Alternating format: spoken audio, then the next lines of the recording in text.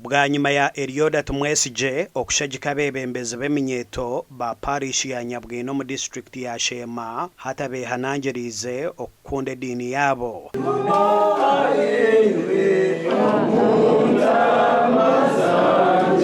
Tukurankata abantu bona bitini kumushema ningo bitu mu Uganda.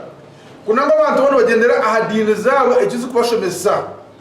Ngenda kushoborera cyogodense yivi na police kibero. Ogwa yonjire yagira ngo naje korekera kubasika okuhwera eminyeteji bakongera kwega binji ko kushobora uyiga. So that's one point kugira ngo mba supporting abantu tunge chance exposure campaign etu ya mbere munungi tenkeminyeto abo ko basitungire byigeso byingi kwata magara gitu nkemyeto agahera go mbiri nanguna na go munda ago mutuma tungire ebyegeso omukutungurwa ombesente omukutungurwa ombyo kumanya omukutunga information kandi twagira shosho hawa twagira fan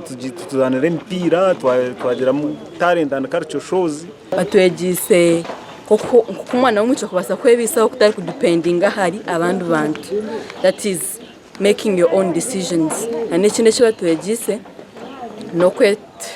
take ourselves as delicate tukerebera jembweni yeminyeto eyongire kusima obushaji obubatungire rero nuko kubashaba okumukozesa nkashema North ahabwo kuba buri kimwe ecyabona kimanya abo kubaterize obushagiki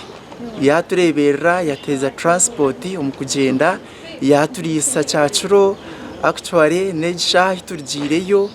ariyo nacu turebera dundi available experience yanye ndibajuma baye nebyo masherazi ndibagamanya kabunyura za kilometers zinga baye nebyo ngutuna baye ebyo nakabya ibyo kushomesa abantu mashomero ndibamanya abagambire kwa inentekateka yo kwera Shema North okutungura ebyo buhereza no kubitaha mutindo gasha kwa Sheikh Abdulatif ahabwa gacencwire